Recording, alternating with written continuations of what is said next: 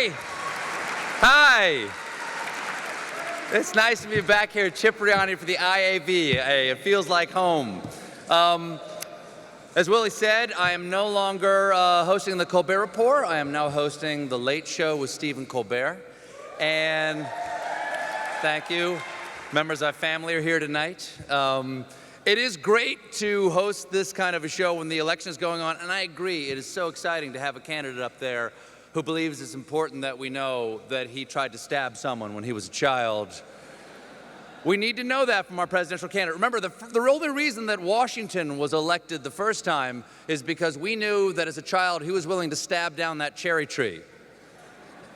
Now, at the old show, many of you know I played a sort of overbearing, angry, ultra-conservative TV host who had a desperate need for attention. Now it's totally different. I'm playing myself, average, hopefully likable, mildly liberal TV host with a desperate need for attention. But the one thing that my old character and I have in common is that we both want to support the veterans in whatever way we can. Because, I'll agree, I'll do that. Because when the civilians are done arguing about where our troops are needed, those are the men and women who actually go. Their actions make infinitely louder than words. And I should know, because I've spoken some loud words over the years. And I want to thank the IAVA and founder Paul Rykoff for inviting me to be here this evening. Paul, are you here? Where are you? Where is that, or as I call him, Happy Shrek? I met Paul was 2006, the first time we had Paul on the show, when he first appeared on the Colbert Report to discuss veterans issues. And I can say without any doubt that if it wasn't for Paul and the IAVA's guidance back in 2009, we would never have been able to bring the show to Baghdad. We did a week of shows from the Al Faw Palace, from Camp Victory, for active duty service members, who were some of the best audiences we ever had. It was an incredible privilege. Of course, one of the reasons why they were good audiences is that before we got over there wasn't a ton of entertainment. The really only entertainment they had was drawing an extra mustache on all those posters of Saddam Hussein around the palace.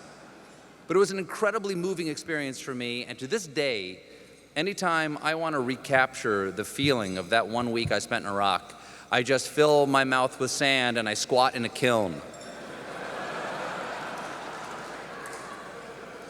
Paul, that's pretty much it. Paul and the IAVA also helped in 2010 when we filled our studio. The entire audience was nothing but service members just home from deployment. And Paul advised us what they probably missed the most that we could show on TV, that is, was cold beer, hot dogs, and the feeling of real grass under their feet. So we actually covered the audience's floor with real sod. Everyone kicked their shoes off, everyone was barefoot, everyone got a cold beer, and the hot dog vendor was none other than Vice President Joe Biden. It's a true story. They actually did it. He looked good in the little hat and everything. A career I believe he's thinking of returning to, though he said he is not ready to make a decision quite yet. That show was done to celebrate what was then called the official end to military operations in Iraq. Though in fact, we still have about 3,300 troops in Iraq and almost 10,000 troops in Afghanistan, and sending about 50 special forces to Syria, though the president has promised no boots on the ground there, so I assume those special forces guys are wearing flip-flops. And yes, Syria is in crisis, and Damascus is only 90 miles away from the Israeli town of Megiddo, which is where, according to Revelation, Armageddon will take place. So that's fun. On the other hand, if you're interested in some cheap real estate right now, Syria has a buyer's market for flaming dirt, which proves every cloud has a silver lining. Of course, we know the Middle East has very few clouds. But no matter what happens in Syria, the IAV will be there to serve our veterans. I myself never served in the military, making me unlike many of the people here tonight, but exactly like pretty much every presidential candidate, other than Lindsey Graham, other than the JAG. Which is why I was so honored in 2011 when the IAVA presented me with their Civilian Service Award. And though I didn't really deserve it, I could not have been prouder to receive it. And as I stand here today, I still don't deserve it, but I do carry it with me at all times, right? Right. Hold on 1 second, it's stuck. Hold on 1 second. Tell me something, does this award make my ass look big?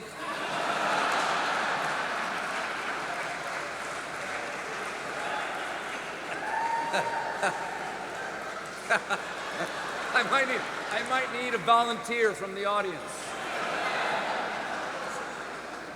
Okay, there you go. There. I like to keep it in my back pocket. I like to keep it in my back pocket. You know, for when the check comes. I got this one. Hold on. Oh, wait, no. That's my Civilian Service Award. Why don't you pick this one up? Unless you hate the troops.